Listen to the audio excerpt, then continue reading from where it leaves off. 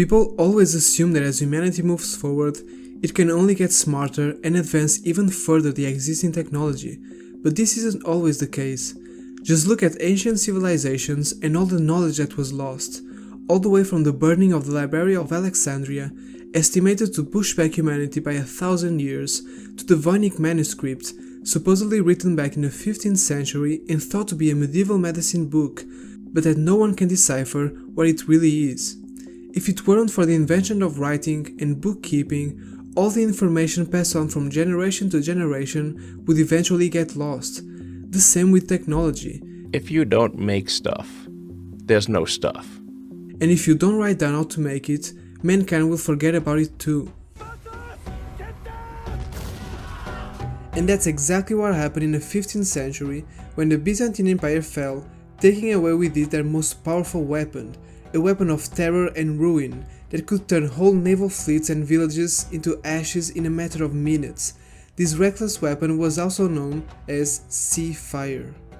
If you've ever watched Game of Thrones, you might be surprised to find that this was the substance that inspired the wildfire barrels scattered in underground corridors throughout King's Landing, as it too produced green fires and had a high flammability. Legend has it that this substance was so powerful that once ignited no enemy was able to put it out, not even with water.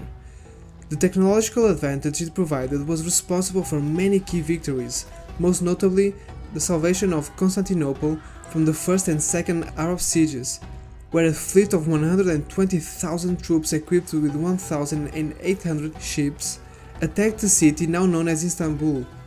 It is said that the enemy forces were so big that in order to supply the fleet, the supply train alone consisted of 12,000 men, 6,000 camels and the same number of donkeys. This attacking force, compared with the reported 15,000 men defending the city, was expected to win the battle with ease, but no one predicted that Callinicos would create such a destructive power, and so the Arabs were massacred for months and reduced to a couple thousand men in the span of a year. The substance, also known as Greek fire, had many versions throughout the centuries, with nations trying to replicate the effects of the infamous weapon used by the Byzantine Empire, but none of them was as effective as the original. Eventually the enemy nations started figuring out ways of putting out the seemingly endless fire, with sand and vinegar being the most common methods. But historians to this day believe that the original recipe was much stronger than the knockoffs who came after it.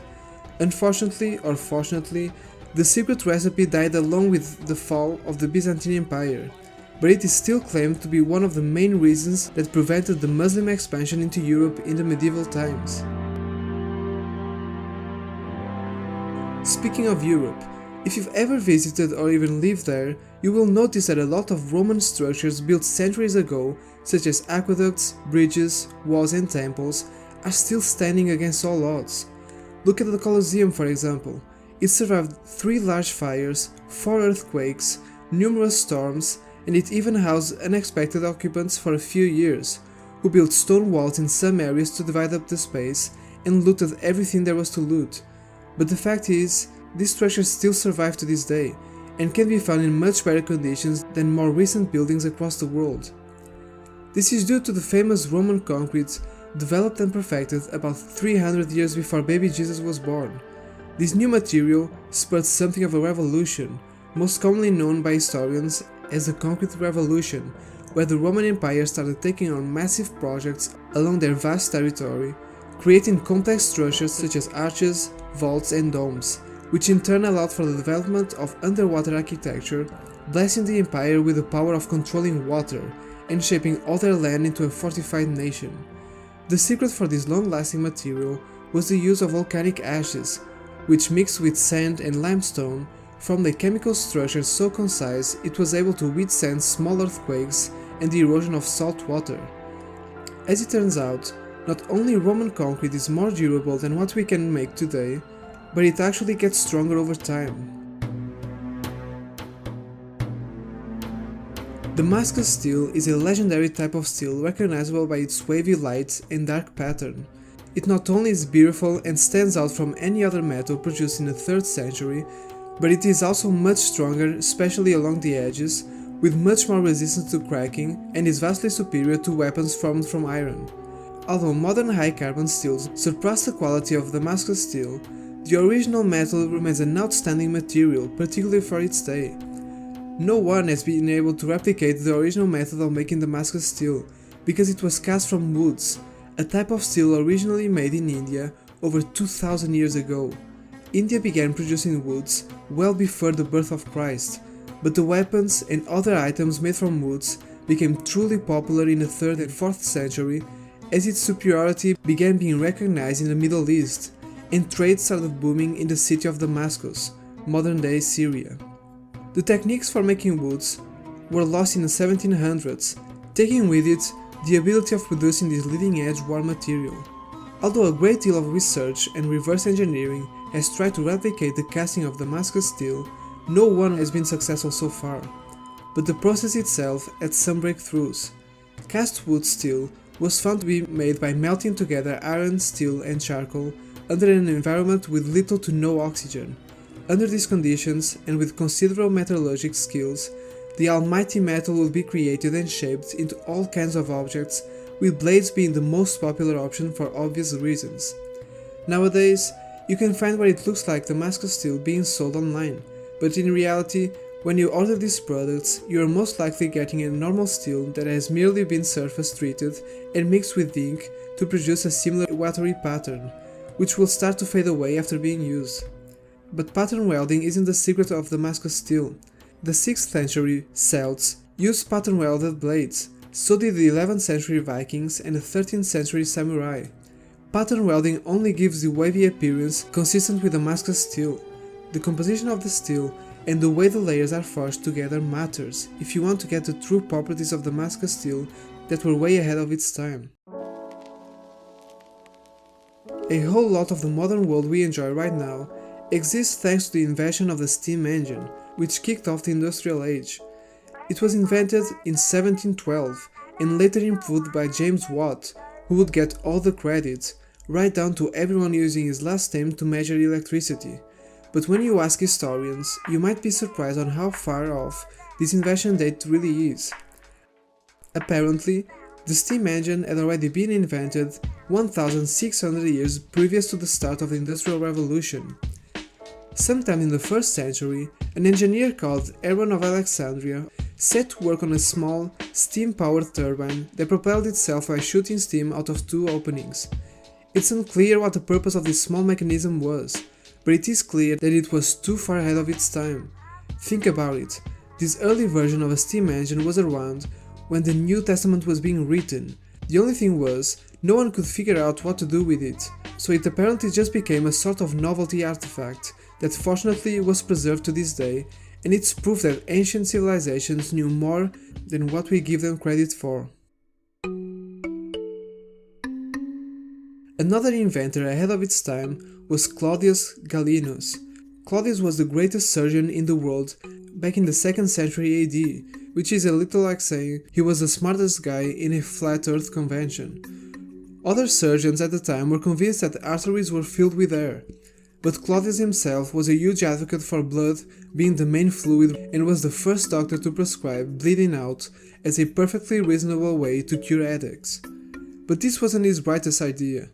That came later, when he was the first doctor who popularized ligature as a method of stopping uncontrollable bleeding.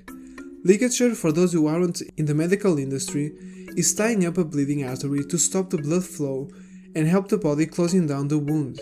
Before Claudius, there was only one treatment for deadly bleeding, cauterizing, which doesn't sound too bad, unless you know that cauterize is Latin for burn it shut.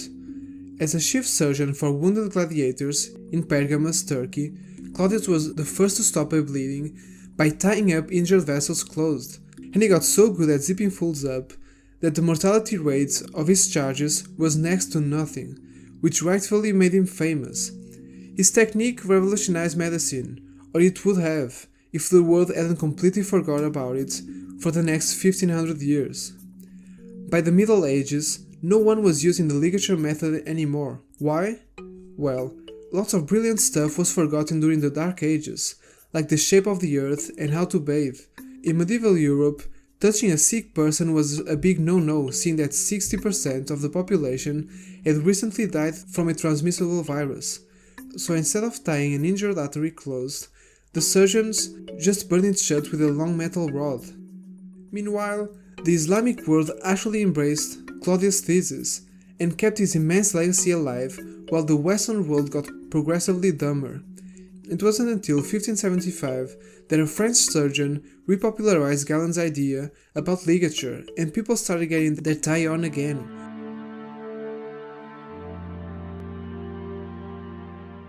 Found that ancient Greek computer thing on what is that called? The Antikythera mechanism. Yes. Yeah. Again, that testifies to a lost navigational skill that we have not taken account of before. Incredibly complex, and it took a long time for them to figure out what that even is. Yeah. What do they think that is now? It tracks the movements of the planets. It's a navigational device. It's a geared, cogged system that allows you to track the passage of time and figure out where you are. It's some kind of navigational device. It's not fully understood. And yet. how old is that? Thinking around about 500 BC. Very few of these have been found, and it may be that ship owners and navigators in Greek times were extremely careful about who they shared this technology with. Of course, it may have been as top secret as nuclear power is in our world today. In a sense, this technology was lost twice. First, when the ship that carried it sank 2 millennia ago, and second, when historians, unmoved by hard-to-read X-rays of the day, left it to languish for more than a century after it was brought back to the surface in 1901. It was worth the wait though. Once scholars sussed out what this laptop-sized object was, a gear-based mechanism for correctly modeling the movement of the planets, moon and sun, it changed the way we thought of Greek gear technology. One gear's 235 teeth matched the number of months in 19 solar years, which is the shortest time in which solar and lunar cycles line up. The inventor might have inherited the idea from the ancient Mesopotamians, who used the 235-month cycle and built up great tables that tracked the sky's movement with remarkable accuracy. Other gears and ratios tracked lunar motion, even taking into account hitches caused by the moon's elliptical orbit. Since the decipherment of the so-called Antikythera mechanism, some have wondered over whether a planetarium qualifies as a computer, but it performs calculations that reveal when eclipses will occur down to the hour, decades in advance. Lunar cycles were vital to the Greeks, who relied on them to cycle farming practices, time religious festivals, schedule payments, and plot tactical advantages. Europe would have to wait until 1642 before an effective gear mechanical calculator appeared again. The Pascaline would be invented by French mathematician, inventor, and philosopher Blaise Pascal. Cousin devices to the Antikythera mechanism may have cropped up here and there in the medieval world, but true astronomical clocks would not reappear in Europe until the 14th century. Please check out this video about the first and only Roman to have ever visited ancient China. Leave a like if you liked this video, subs if you loved it, and thanks for watching it. Obrigado.